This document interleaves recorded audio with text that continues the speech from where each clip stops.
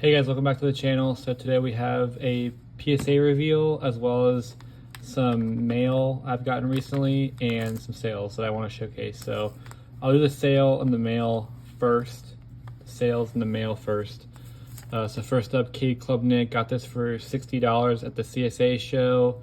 Wind up selling it for $125. I was getting offers in that $100 to $110 range the past few weeks, but I held off, and I'm glad I did. I got an extra $15 for it. So really cool card here. I know people are really high on him this year. I've not been watching a lot of college football besides Tennessee in the past few years, but I'm definitely going to change that this year and really tap in. So I'm excited for that.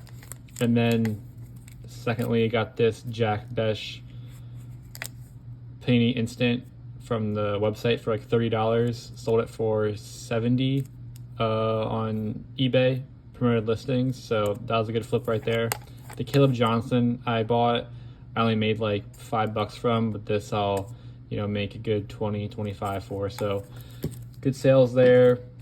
We'll run through these mail real quick.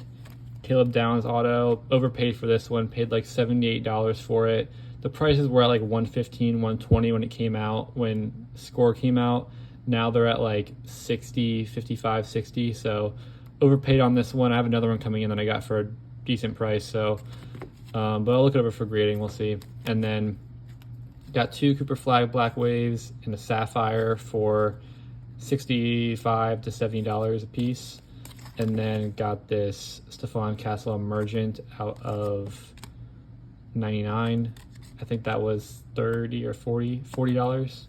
And then a Caleb Downs Silver Prism for $55, I believe it was. So some good mail there. 2 Caleb Downs autos, 3 Cooper Flag Bowman Chromes that I think look pretty good to grade, and then this Stephon Castle. So now we'll hop into the graded cards. All right, so we'll start off with this stack here. First up, got a Bucky Irving Optic Preview at Pandora, PSA 10. Jahmyr Gibbs Disco, got a PSA 9 on that one, a little off-center, top to bottom. Brian Thomas Jr. Neon Green Pulsar, also a 9. These prisms was really hard to gem, so I'm not too surprised he's got a 9, but it is what it is, including this one, the silver. This one I was pretty sure was going to get a 9, but I thought it was worth the shot to send it in. This one I thought had a good chance at a 10, but both got a 9, unfortunately. And then you got Kittle on this one. This is a PSA 8. Not sure what happened here. On one of them, there's like a little glue mark or something I saw. I'm not really sure why I sent that one in, actually, in hindsight, but I actually couldn't see it on this one. I don't really know what the deal is with that. So something went wrong here, but I'll just crack it and sell it raw. Also got killed on these. This is probably my worst stack. PSA 8s. I'm not sure what the grader saw. These both look really clean to me. Besides, there's a little dimple, but it's on both of them, and it's on every single version of this card. So other than that, they look pretty clean. I think one had some like minor corner softening, but other than that, they look really good. So I'm surprised they got 8s. I thought a 9 might be, I would understand a 9 more, but an 8's kind of wild. So I'm guessing that the dimple played a factor in that, and it probably shouldn't have, but it is what it is. I'll just crack them and sell them raw. And then Anthony Richardson Kaleidoscopic PSA 10, got this for like $50 raw on eBay, and then I think it's like $110, $120 card right now. So hopefully he can get back. I know he injured his shoulder a few weeks ago, so hopefully he gets back and is ready to ball out this year. We'll see. I mean, it's gonna kind of a make or break year for him, actually. I feel like if he doesn't perform well, he might just be labeled as a bust early on, rightfully so. But if not, I mean, he has all the tools. He's the first couple games he played his rookie year before he got hurt, he was a beast. So hopefully he figures it out. I mean, I like him, but I know he has to get some accuracy issues down and there's a lot of question marks around him. So gonna be interesting to see how that plays out this year. Next up, Juju Watkins. Actually, already sold this card for like 40 bucks, so pretty good for a non-first Bowman card. Regular refractor, common. Got this for like $5 at a card show and graded it 10, so that was good. Got 2 DJ Lagway Teal Lava PSA 10s. These both look really good. And then the biggest card of this order, Bryce Young Dragon Scale PSA 10. Got this on eBay for like $150 and look really good. There is some like minor dimples on the back, I think, but other than that, look great. Easy gem right there. Should be about a $350 to $400 card. And then a Michael Penix Jr. Flashback No Huddle Prism PSA 10. This one looked great as well. There's a little like scratch or something print line on the side, but I wasn't too worried. The rest of it looked pretty good. So good stack there. Now I'll move on to this stack. So first up, Liv Morgan Red Wave PSA 10. This one I got from China, and it was listed as excellent on an auction, but only thing I found wrong with it was some like print lines in the back, some faint ones, but it winded up setting it in and getting a 10 on that, so that was nice. Drake May Purple Shock PSA 9, had a little dimple right here on the side. Thought I might be able to get away with it, but these have a really bad gem rate. So next up, Caleb Williams Optic Preview Red and Green PSA 10.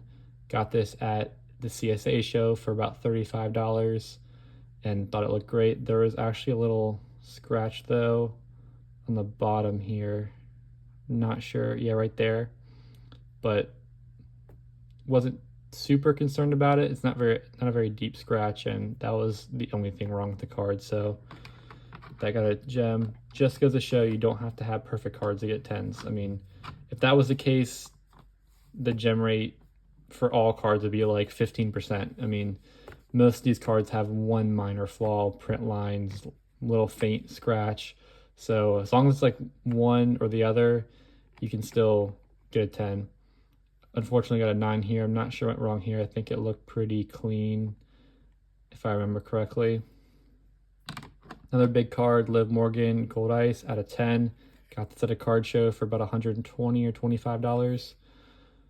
So cool card. Not really sure what this is gonna fetch. I mean, I think it's a pop 3 or 4. So there's no public sales that I can see out there.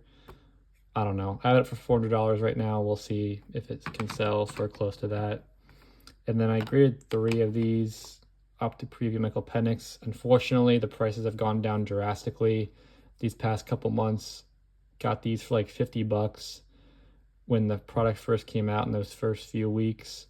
And now the card is only worth like 90-ish. So after taxes and the fees, not gonna be making much, maybe $10, $10 to $15 if I'm lucky. So, but still easy gem, and I don't think I'm gonna lose money, so that's a good thing. Baker Mayfield Red Disco, got this after my fantasy Super Bowl, fantasy championship.